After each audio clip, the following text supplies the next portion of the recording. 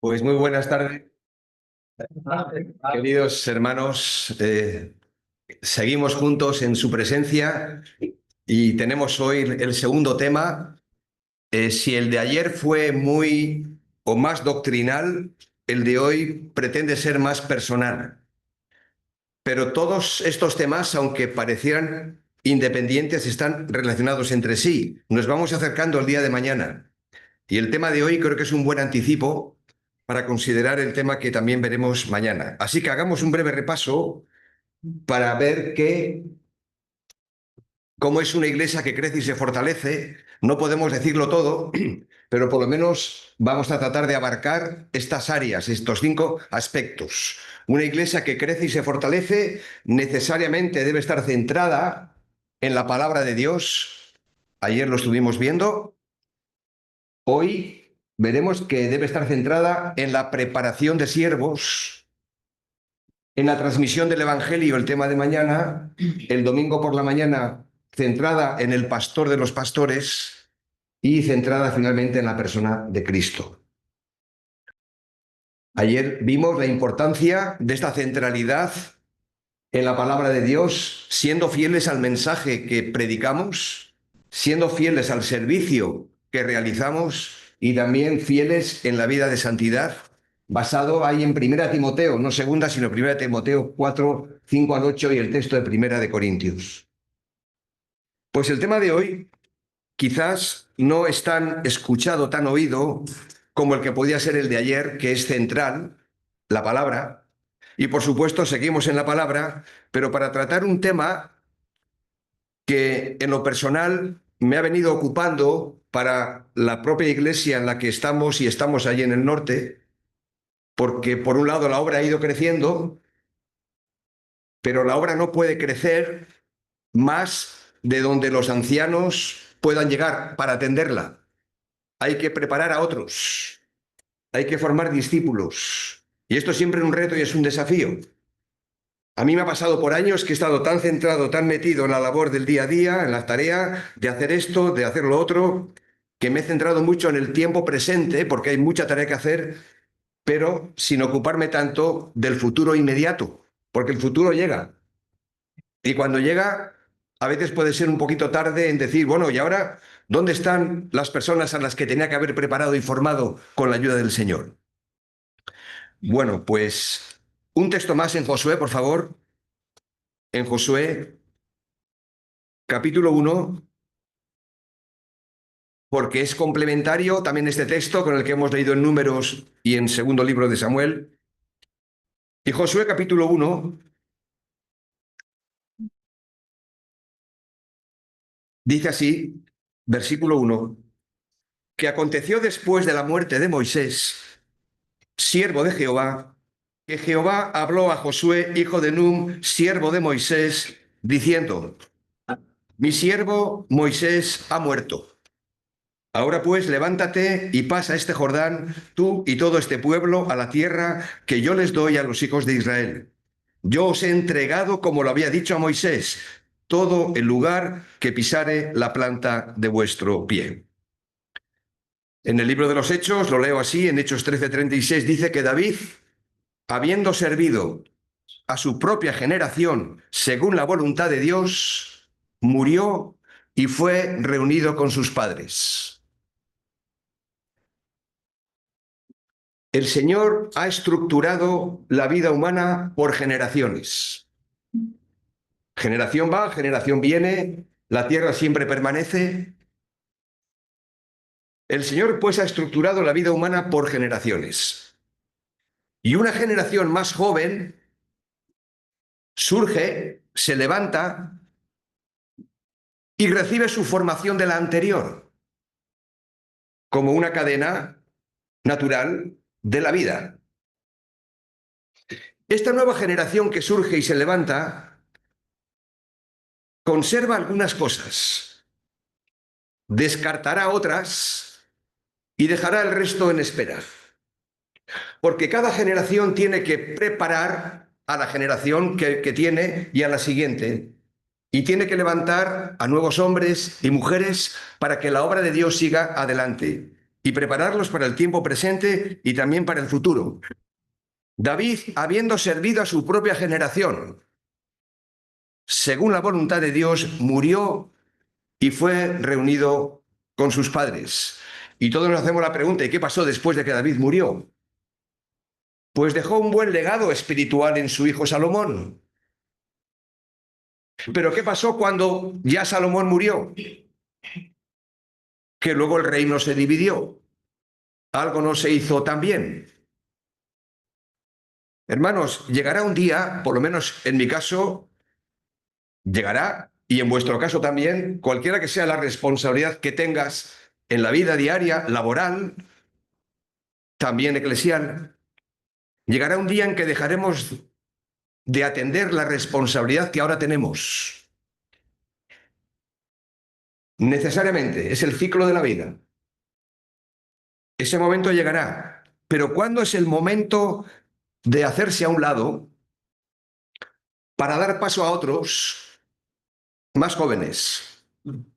¿Cuándo es el momento? No es fácil. Cada pastor y anciano con el que he podido hablar cuando voy visitando las diferentes iglesias admite que su mayor deseo, y seguramente que el tuyo también y el mío, es terminar bien. Terminar bien la carrera. Pero no solamente habiendo llegado nosotros, sino preparando para que otros lleguen después. Pero muchos me han dicho que terminar bien se hace más difícil a medida que se acerca el final. Una de las claves, si existe claves, no sé, que he podido ver en otros, que he tratado de verlo y aplicarlo en mi propia vida para la formación de siervos, es formar equipo, no trabajar solos. Por eso hay una pluralidad de ancianos.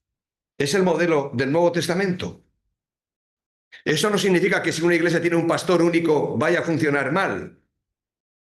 Pero Dios es sabio y ha dejado un equipo pastoral para que juntos puedan trabajar en equipo y cada uno se complemente con los demás. Ahora hay aquí 2 ancianos reconocidos y habrá 4 a partir de mañana. ¡Qué bendición! Lo digo por experiencia propia. Donde uno no puede llegar, el otro le complementa. Pero hay que hacer equipo también en los diferentes ministerios que atendemos. Y guiar las 3 dimensiones que yo llamo de la iglesia local. La primera, honrar el pasado. Mañana hablaré de esto. Nada de hacer borrón y cuenta nueva. No hemos nacido por generación espontánea. Tenemos que honrar el pasado y a los que nos han precedido. En segundo lugar, administrar bien el presente y preparar el futuro. Las 3 dimensiones de la iglesia local, si puedo decirlo así. Honrar el pasado, administrar el presente y preparar el futuro. Ahora, ¿cuál es la mejor manera de hacer esto? Preparando a otros y siendo también conscientes de los cambios que necesariamente vienen para cada generación. Pues quisiera tomar en esta noche 2 modelos distintos. Hay más. Uno del Antiguo Testamento y otro del Nuevo Testamento. Del Antiguo Testamento, Moisés y Josué nos proporcionan un clásico ejemplo, un buen ejemplo de preparación, de formación, de transmisión, de relevo. Si mi interpretación es correcta, Moisés recibió su licenciatura en administración en la casa de Faraón, pero su maestría de supervivencia en el desierto de Madián. Fueron las escuelas que Dios usó para formar a este siervo. Y luego tenemos otra generación, a Josué, que tampoco lo tuvo fácil. Fue uno de los 12 espías enviados a recorrer la tierra que debían de conquistar.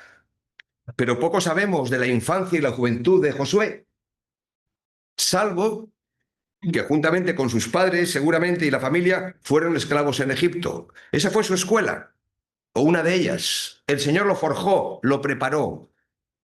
Así como nuestra escuela es la familia, el trabajo, la iglesia, el día a día, donde el Señor nos está ayudando a crecer y a madurar. Ahora, ninguno de nosotros, ni Moisés, ni Josué, ni nadie, elegimos el tiempo y las circunstancias que nos ha tocado vivir.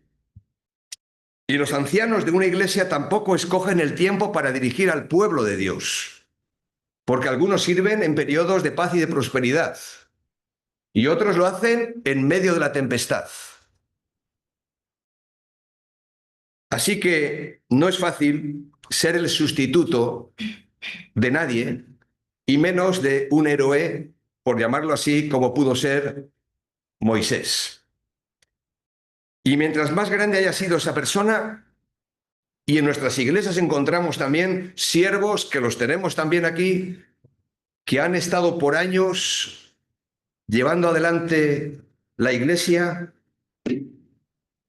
que no son, nadie es un héroe aquí, somos siervos como vimos ayer, pero qué difícil es sustituir a alguien que ha estado por años, y también lo digo por experiencia propia, porque yo vine después de que otros hermanos arrancaran, establecieran el fundamento, como vimos ayer, de la iglesia de Corinto, en este caso de la iglesia de San Sebastián. Y mientras más grande haya sido esa persona o más influencia haya tenido en medio de la congregación, en este caso Moisés, más difícil resulta ocupar su lugar. Por eso es bueno que se vayan integrando una nueva generación sin que la generación mayor se tenga que marchar, sino que permanezca, al menos durante un tiempo. Aquí tenemos a nuestro hermano Manolo. Años, empujando, liderando, junto con otros ancianos. Pero la palabra de Dios nos enseña que cuando un hombre de Dios envejece, y envejecemos todos,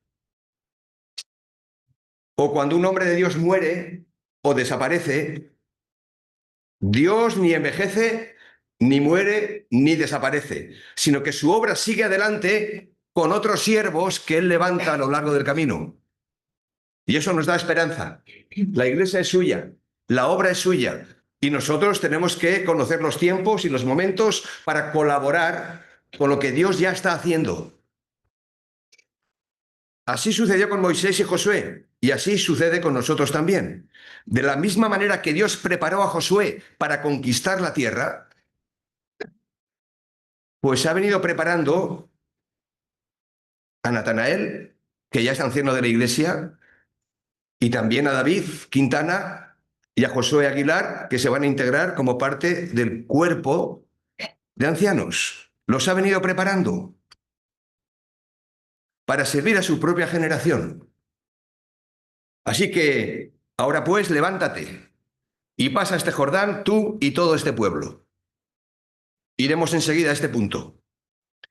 En el libro de Números que hemos leído, capítulo 27, Moisés había llevado al pueblo a las puertas de la tierra prometida. Su misión había terminado. Su sucesor Josué tenía por delante otra importante tarea, que era llevar al pueblo hacia la conquista. Y como confirmación pública de este relevo generacional, muy interesante, Moisés debe poner su mano sobre su sucesor y trasladarle públicamente este encargo. Mañana tendremos un acto público, sencillo, para que todo el mundo, todos los hermanos, la iglesia y las demás iglesias puedan ver ese momento entrañable. Y vemos aquí en el texto que hemos leído una sencilla ceremonia donde se traspasa la tarea de una generación a otra. Esto no podía hacerse en privado, pues el pueblo mismo tenía que ser testigo del respaldo que Dios estaba dando a Josué por medio de Moisés, con su pleno apoyo e identificación. Por eso es que mañana la iglesia de Vegueta, principalmente reunida aquí, se identificará públicamente y orará y mostrará la unidad que el Señor ya ha venido trayendo a lo largo de estos meses, de estos años. Ahora, cuando el Señor elige al sucesor de Moisés, a Josué, no eligió una versión idéntica del antiguo siervo. Son distintos, no son iguales. Es otro tiempo, es otro momento, es otra generación. Y el nuevo proyecto y el nuevo tiempo necesita de alguien con dones quizás diferentes, preparados para el nuevo tiempo. Josué enfrentaría un nuevo reto, que Moisés, en este caso, no lo tuvo que enfrentar, él tuvo otros. La conquista de Canaán, Josué, y el asentamiento de Israel en una nueva tierra. Y Dios le dijo a Moisés que Josué, versículo 18, era un hombre en quien está el Espíritu. Y qué bonita esta expresión. Porque también los ancianos que vais a reconocer mañana son hombres donde está el Espíritu. Y los ha ido preparando y formando en la iglesia. Va a reconocer lo que ellos ya han venido haciendo. No es un nombramiento, es un reconocimiento. Josué había sido testigo de cómo Dios abrió las aguas del Mar Rojo a través de Moisés. Impresionante. Pero ahora le tocará a Josué y al pueblo enfrentar el primer desafío, grande también. Cruzar el río Jordán, capítulo 3 de Josué.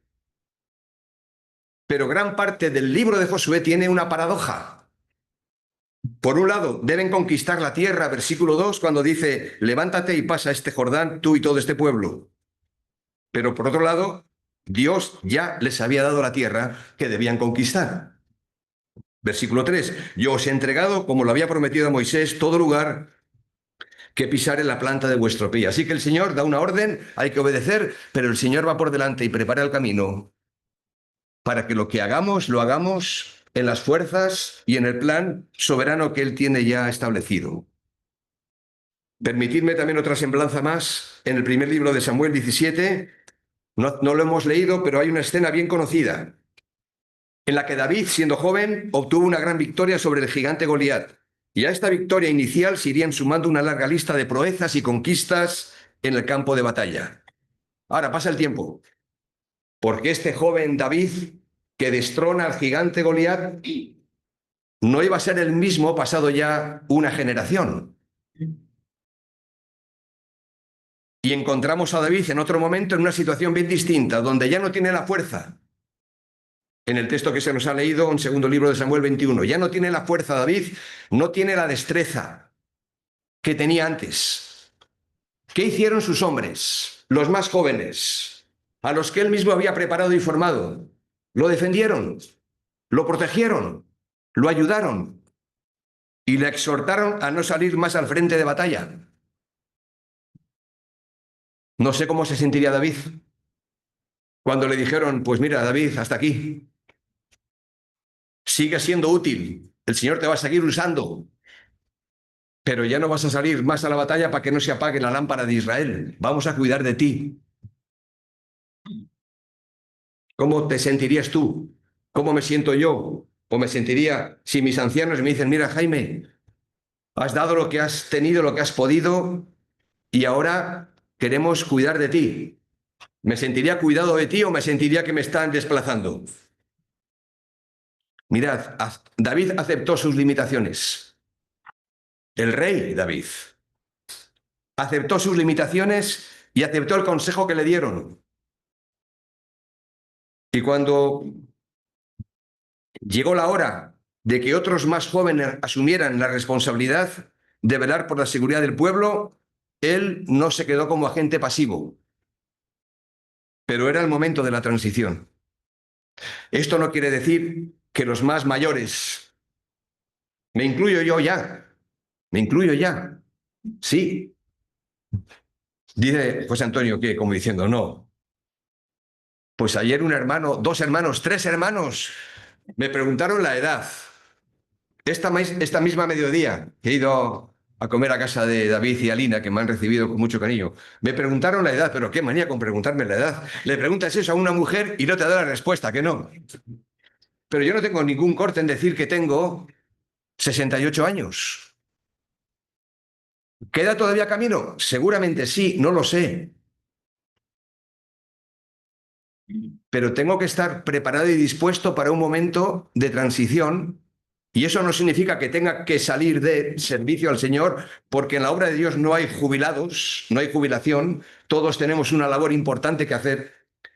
Pero ¿qué hizo Moisés? Si leemos el relato en el libro también de los Reyes, vemos que él no desaparece de la escena como tal, pero aprendemos tanto de Moisés como de David, en este caso de David, que llegó un momento donde le facilitó a Salomón, ya que él no podía edificar casa a Dios, al Señor, le preparó todos los planos, todo el material para que Salomón pudiera edificar. Eso es un gesto de tremenda humildad, de no mostrarse enfadado porque ahora otro toma el testigo y sigue adelante y ahora yo qué. Pues a seguir trabajando, hermanos, a seguir colaborando desde otro ángulo. Así que David tuvo que cambiar su manera de pensar y aprender a enseñar quizás más y hacer menos. Y su mayor contribución sería ayudar a otros, más que hacerlo él en propia persona. El Señor me dio una lección cuando fuimos encomendados a la obra, mi esposa y yo, hace ahora 38 años. Nos pusimos de rodillas. En nuestro caso nos pusimos de rodillas y los ancianos de la iglesia y otros hermanos obreros que estaban de visita, pues como acostumbramos a hacer, pues pusieron su mano sobre nuestros hombros y oraron por mi esposa y por mí. Precioso momento, íntimo. Pero cuando terminó el culto, el acto, la primera persona en acercarse a felicitarme y a mi esposa y a mí fue el misionero fundador de la iglesia, don Juan Miller, que ya está en la presencia del Señor. Su esposa viuda todavía vive. ¿Y sabéis lo que me dijo? Nunca me olvidaré y quiero aprender de él. Me dijo, hermano Jaime, quiero que usted sepa, él me trataba de usted. Yo tenía 30 años. Quiero que usted sepa que a partir de ahora estoy a su disposición para todo lo que me pida hacer. Y yo le dije, pero Juan, usted ha sido mi pastor por años, el misionero fundador. ¿Cómo es eso? Dice, no, no, ahora usted es uno de los ancianos y el obrero de la iglesia. Así que dígame lo que tengo que hacer y yo lo haré. No me costó aceptar eso. Pero a los 3 o 4 días le llamo por teléfono. Juan, que no voy a poder visitar a la hermana que está ingresada en el hospital. ¿Podría ir usted a visitarla? Dice, claro que sí, cuente conmigo, dígame la habitación. Le doy la habitación. Lo va a visitar y al día siguiente me llama por teléfono y me da un reportaje de cómo ha ido la conversación. Digo, Juan, no es necesario que haga eso. No, no, pero yo lo quiero hacer porque es de mi agrado llamarle. Juan, dentro de 2 semanas me toca el culto de oración y creo que no voy a poder estar. ¿Usted podría sustituirme? Dice, claro que sí, cuente conmigo. Y Juan se puso al lado, sin que nosotros le dijéramos, póngase usted al lado. Él mismo se puso al lado. Y nos apoyó a los que estábamos empezando, a pesar de los errores que cometimos. Él estuvo a nuestro lado y aprendí una lección de él. Esto a modo general. Ahora, vamos a un modelo práctico o al Nuevo Testamento, donde vemos toda esta secuencia de una forma, si cabe, más nítida, aunque lo que hemos visto es suficientemente claro como para entender que tenemos que preparar a otros, que el Señor pone personas a nuestro lado y luego veremos qué características deben ser para trabajar con estas personas. Entonces quiero que vayamos a un texto del Nuevo Testamento para hablar del mejor modelo que podemos encontrar, que es el modelo del Señor Jesús. Vamos a Marcos capítulo 3, por favor. Marcos capítulo 3 y versículo 13.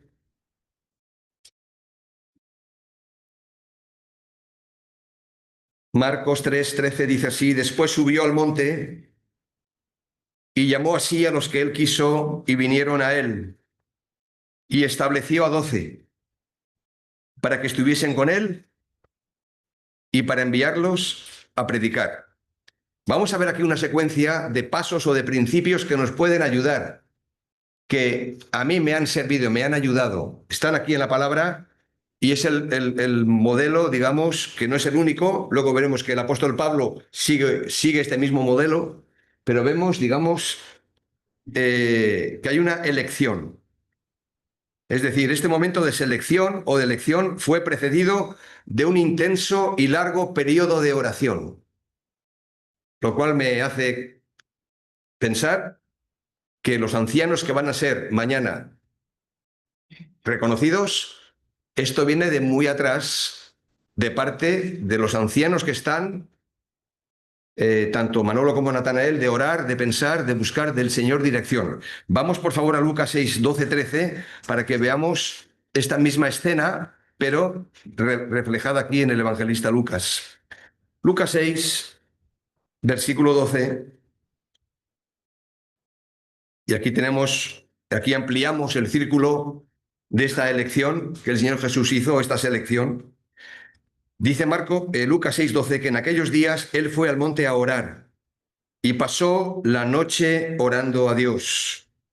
Y cuando era de día, llamó a sus discípulos y escogió a 12 de ellos, a los cuales también llamó apóstoles. Lo que vemos aquí es que la iniciativa la toma el mismo Señor Jesús. Toma la iniciativa. Y lo mismo hizo el apóstol Pablo cuando tomó a Timoteo para que fuera con él en su segundo viaje misionero. La iniciativa la toma el apóstol. Si alguien se ofrece voluntariamente, está bien. No es que sea malo. Pero aquí la iniciativa la toma el Señor Jesús, la toma el apóstol, como vemos también en Hechos 16, del 1 al 3 con Timoteo. Años más tarde, cuando Pablo anima a Timoteo a realizar la misma labor, esto lo vamos a ver mañana un poquito más, insiste en este mismo principio. Segunda Timoteo 2:2. Lo que has oído de mí en la presencia de muchos testigos, esto encarga a hombres fieles que sean idóneos para enseñar también a otros. Notad el orden, por favor, de este versículo. Segunda Timoteo 2:2. Lo que has oído de mí ante muchos testigos, esto encarga a hombres fieles que sean idóneos. Y el orden aquí no es casual. Primero, hombres fieles. Segundo, que sean idóneos. ¿Con qué nos encontramos? Que a veces hay quien reúne estas dos características de una forma muy clara. Y los ancianos de cualquier iglesia tienen que estar siempre atentos a esto. Pero a veces nos encontramos con hermanos que son fieles, muy fieles, pero que quizás no pasa nada, no son idóneos, no tienen los dones necesarios para cierta labor de enseñanza, de pastoreo, etcétera, etcétera. No pasa nada, son fieles.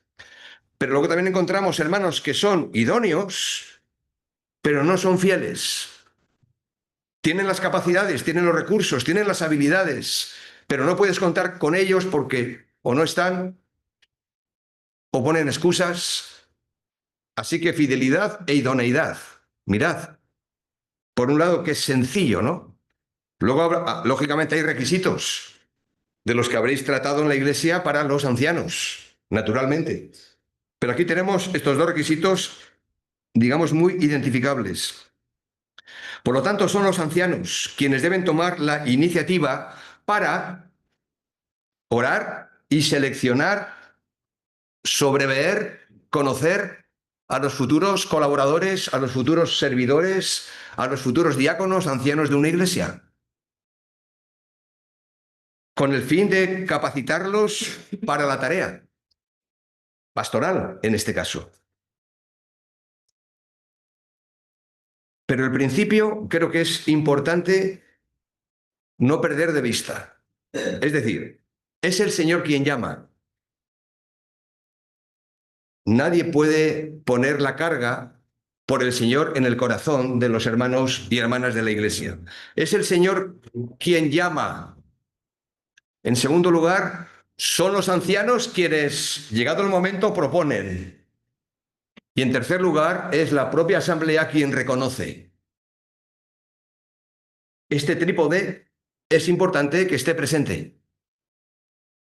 Y no me refiero aquí a votaciones por parte de la iglesia. Nosotros en la iglesia no las hacemos, pero buscamos el sentir de la iglesia frente a cualquier propuesta, proyecto, etc.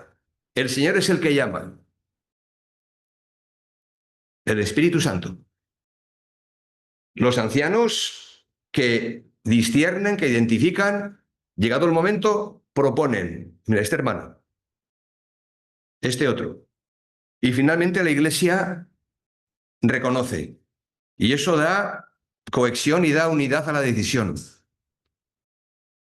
Ahora, en segundo lugar, entrenamiento o formación, como hablábamos ayer. Porque el texto dice que subió al monte, llamó a los que él quiso, vinieron a él para que estuviesen con él y para enviarlos a predicar. Notad el orden, que tampoco es casual. El Señor nos llama primero para estar con él. Ya habrá tiempo de ir a predicar, de ir a trabajar en la obra, pero pasar tiempo con él. Para que estuviesen con él, dice el versículo 14 de Marcos 3, y para enviarlos a predicar.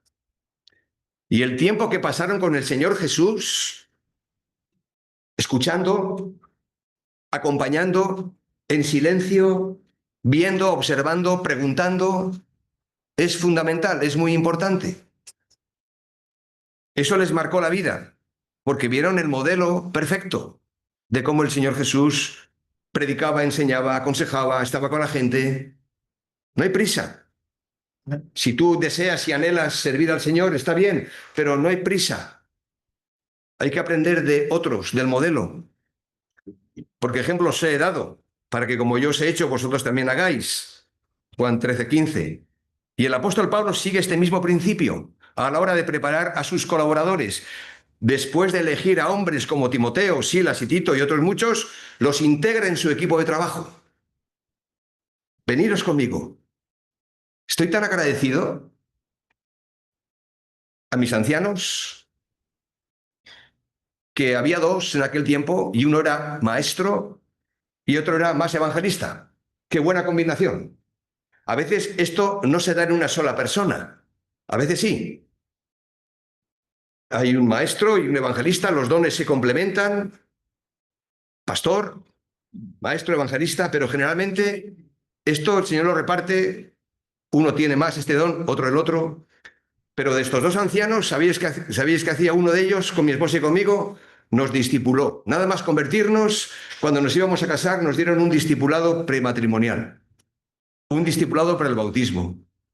Pues eso nos ayudó tanto a entender principios de la palabra que en una predicación a lo mejor no lo captas, pero en un plano más personal y de estudio sí. Y el otro me decía, Jaime, vente conmigo, vamos al hospital a ver a la hermana tal. Vente conmigo, vamos a la calle a evangelizar. Entonces, yo no sabía nada, pero el bien mayor que me hacía era estar viendo y escuchando lo que ellos hacían y cómo lo hacían. Aún recuerdo en una campaña evangelística en Tolosa, donde ahora hay una iglesia por la gracia de Dios, me dijo mi anciano, mira, ¿os acordáis de ese medio evangelístico que era el tablero? Que había que poner ahí unas letras, unos dibujos, la gente se iba acercando porque no sabía muy bien cuál era el cuadro que ibas a pintar. Habíamos aprendido una técnica de cómo dibujar un cuadro, etcétera, etcétera. Entonces, de verdad, que en aquel tiempo la gente se acercaba con mucha curiosidad para ver qué es lo que está pintando esta persona, que ni sabían que era un predicador ni éramos de la iglesia. Pues había un corro gigante.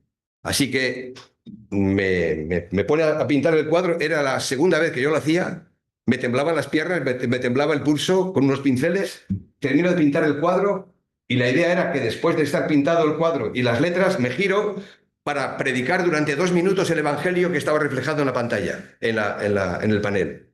Pues cuando me giro, me encuentro que mi anciano no está, que me ha dejado solo. ¿Y qué hago yo ahora? Pues a predicar. Y bueno, pude predicar y así hemos ido aprendiendo, por ensayo y error. Con más ayuda, con menos ayuda, pero agradecido al Señor por mis ancianos y por el misionero Juan Miller. Entonces, Pablo toma su equipo, algunos se vuelve atrás, como Juan Marcos, pero el Señor no había terminado con Juan Marcos, ¿verdad? Porque el Señor trabajó con Juan Marcos por medio de Bernabé, que lo adoptó como seguramente hijo espiritual, aparte de ser familia, se lo llevó. El Evangelio en el libro de los Hechos, Lucas se centra en el equipo de Pablo, pero no en el equipo de Bernabé y Juan Marcos, pero pasa el tiempo y resulta que Pablo le pide a Juan Marcos que venga, que le es útil para el ministerio. Y resulta que Bernabé no escribe ningún libro del Nuevo Testamento, pero Bernabé fue de ayuda muy grande para Pablo. Cuando nadie quería dar la cara por Pablo, la dio Bernabé, se la jugó. Y las 13 cartas que escribió el apóstol Pablo, pues de alguna forma Bernabé había contribuido en toda esa labor. Entonces, Dios trabaja entre bastidores y nos va dando oportunidades y va poniendo personas en el camino. Y tenemos también ahora pues el envío. Claro, llega el momento donde, venga, ahora sí, a predicar, ahora sí, a cuidar el rebaño, ahora sí, a pastorear. Después de este periodo inicial de formación, el Señor Jesús los envía a predicar y era el momento de poner en práctica lo aprendido. Y claro que iban a cometer errores, pero esta es una de las mejores maneras de aprender. Y más adelante analizarían juntos los fallos y los aciertos, Marcos 6:30. Y no practicar este principio de la delegación es frenar a los futuros siervos del Señor a los que Él está llamando. Quedémonos con este cuadro sencillo: elección, entrenamiento y envío. Ahora, si esto es tan claro y es tan importante, igual que los principios que hemos visto en el Antiguo Testamento, de que hay una labor bien hecha, Moisés con Josué, David con Salomón, Elías con Eliseo, y otros ejemplos buenos que tenemos que aprender, ¿por qué a veces nos cuesta ver que surjan de entre nosotros hombres fieles e idóneos, que los hay, para que continúen la labor que se ha empezado? La primera reacción puede ser: es que ahora nadie quiere compromiso. Es que no hay nadie entre nosotros que realmente diga yo quiero seguir al Señor y servirle. Puede ser, y en algunos casos lo es. Y nos haría bien una dosis de exhortación de parte del Señor diciendo, bueno, ya está bien. Yo he repartido dones, la iglesia está donde está por la gracia que yo he dado, y que se levanten los hombres y las mujeres para servir al Señor en base a los dones que han recibido.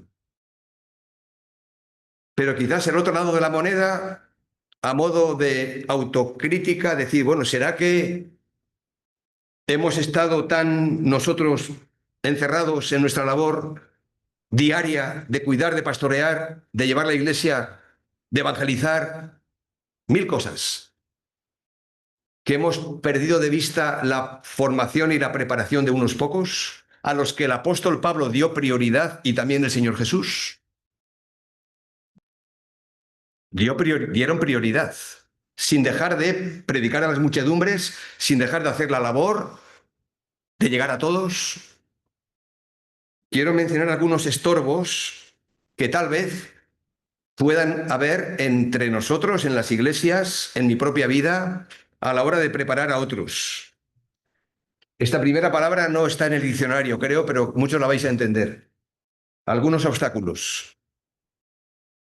El diotrefismo. No está en el diccionario. Pero esto nos habla del apóstol Juan acerca de Diótrefes. Este era su nombre, un dirigente de una congregación que dice, tercera de Juan, verso 9, que le gustaba tener el primer lugar. Me encanta que la Biblia no esconde nada. Y esto quisiéramos que no estuviera, pero en tercera de Juan, versículo 9, nos habla de Diótrefes. Es decir, la tendencia, a veces inconsciente, yo lo he visto, quizás me ha pasado sin yo darme cuenta, la tendencia inconsciente de controlar o de acaparar el servicio al Señor.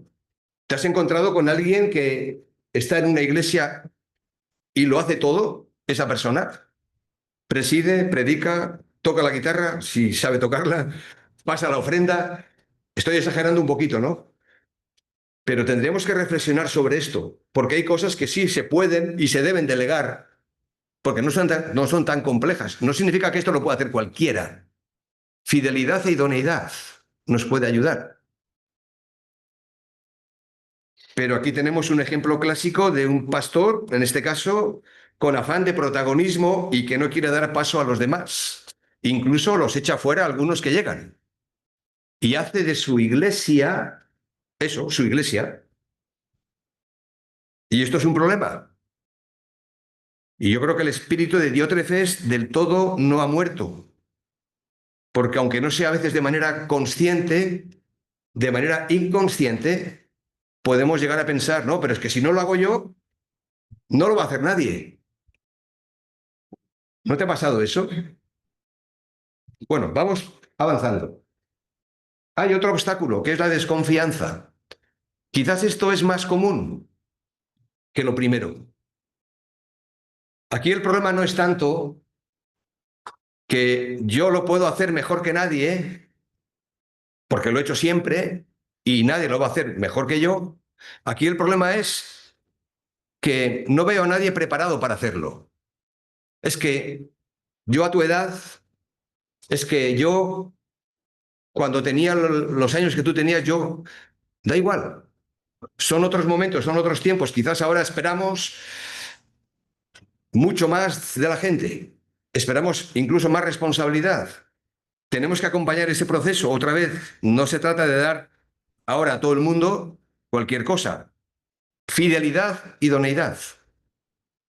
Y esto muestra una desconfianza que al final el hermano lo detecta. Al no dar paso, al no dar acompañamiento. Luego me podéis preguntar entre pasillos todo lo que queráis y en lo que no estéis de acuerdo también está bien. Como dije, el tema de hoy no es tanto doctrinal, principalmente, sino personal, o mejor dicho, del día a día de la Iglesia. Luego está la despreocupación. Creo que este es otro obstáculo, porque estamos preocupados y ocupados en otras muchas cosas. A mí me ha pasado. Y la pregunta que nos debemos hacer aquí es si realmente hay un interés real y sincero por dar paso a otros y darles la oportunidad. Mañana emplearé un término que me encanta, que no está en la escritura, pero es un término que es muy gráfico. Cuando hablemos de Bernabé, que no, que casi, bueno, aparece y desaparece en muy pocos capítulos del libro de los Hechos, pero Bernabé es un hombre bisagra. Es decir, ¿qué hacen las bisagras? Abren puertas grandes incluso, y la persona bisagra abre puertas de oportunidades a otras personas. Y nos tenemos que preocupar por ver qué hermanos están destacando, ver qué hermanos muestran fidelidad e idoneidad. Y esta es la pregunta que nos debemos hacer si estamos realmente velando y preocupándonos por ver que estamos preparando a otros. Y como conclusión final quiero llevaros a un texto que me parece muy iluminador y que refuerza lo que hemos estado viendo en el Salmo 78. Salmo 78, por favor.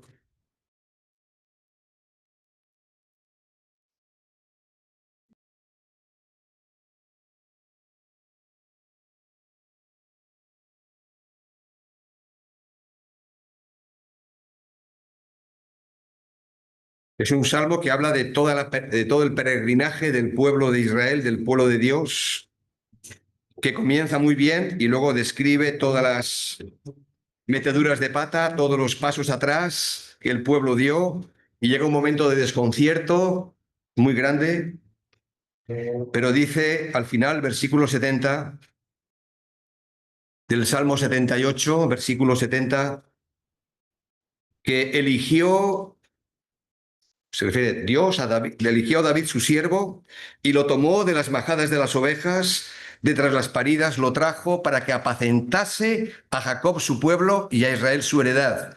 Y los apacentó, es decir, los pastoreó, los cuidó, conforme a qué. Notad el orden, la integridad de su corazón. Los pastoreó con la pericia de sus manos. ¿No suena esto a fidelidad? Ahora, integridad y también en este caso la pericia de las manos, la habilidad para hacer las cosas, idoneidad, el orden es el mismo. Porque a la hora de preparar a otros, si aquí es una luz roja para cualquier anciano de cualquier iglesia, porque yo también me he equivocado.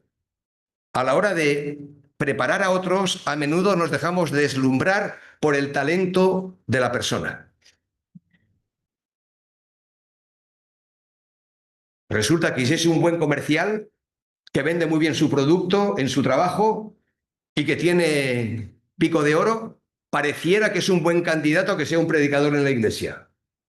A veces se ha recurrido a este tipo de factores, pero no. A la hora de preparar a otros, nos debemos de preguntar, no solo por ver la pericia que tiene de sus manos, la habilidad, la capacidad, sino la integridad, el carácter. El carácter es más importante que la habilidad. Porque a la hora de pensar en la preparación de otros hay que mirar más adentro. Hay que mirar al corazón y preguntarnos. Son preguntas que nos debemos de hacer. ¿Aman a Dios? Si están casados, ¿son fieles a sus cónyuges? ¿Saben trabajar en equipo? ¿Saben recibir el consejo de otros? ¿Saben estar bajo autoridad? ¿Saben vivir bajo presión?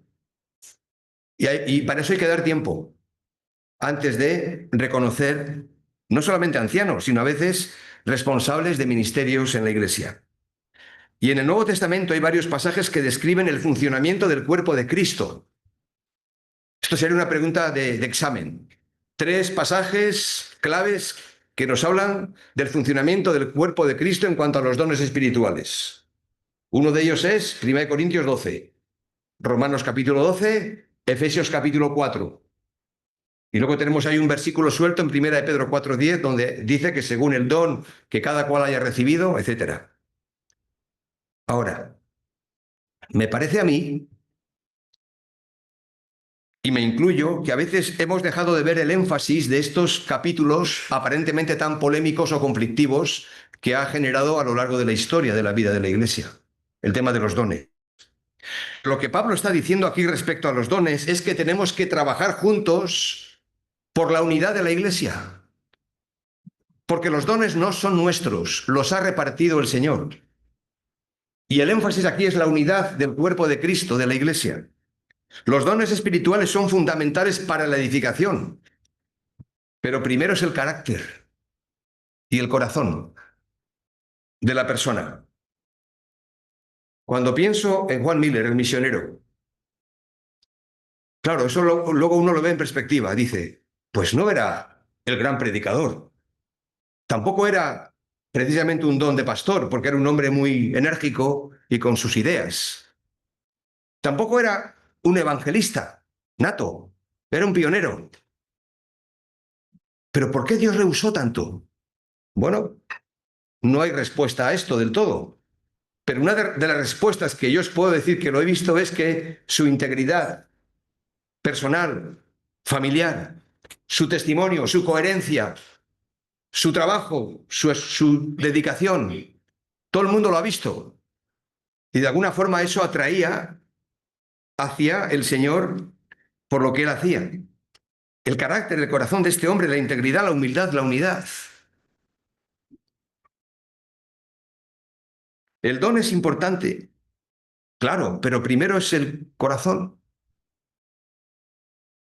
El don es esencial, pero primero es la motivación y la disposición de servir en armonía, en humildad, en unidad. Y por lo tanto necesitamos formar hombres con una clara vocación de servicio, combinando el carácter y la integridad con la habilidad para hacer las cosas. Que se necesitan los dones, claro. Pero no es cuestión de capacidad. Es más cuestión de disponibilidad. Lo que cuenta no es tanto la elocuencia, importa mucho más la obediencia. Hudson Taylor, misionero en China, decía, Dios buscaba a alguien pequeño y débil para usarlo. Y me encontró a mí, dijo él. El apóstol Pablo lo expresa de mejor manera cuando dice: a mí, que soy menos que el más pequeño de todos los santos, me fue dada esta gracia de anunciar el evangelio de las inescrutables riquezas de Cristo. Efesios 3:8. Así que, hermanos, creo que tenemos trabajo por delante, porque aunque hay que trabajar el día a día, los ancianos, principalmente sobreveedores, tenemos la responsabilidad de ver a qué personas el Señor está inquietando, está llamando, y doy gracias al Señor de que habéis podido identificar no solamente a David y a Josué como ancianos, sino seguramente a otros hermanos haciendo diferentes labores dentro de la congregación. Porque generación va, generación viene, la tierra siempre permanece, y mientras que el Señor nos tenga aquí, una de nuestras funciones es ver cómo preparamos a otros para que la obra siga. Amén. Pues que el Señor bendiga su palabra y este desafío en nuestros corazones. Amén.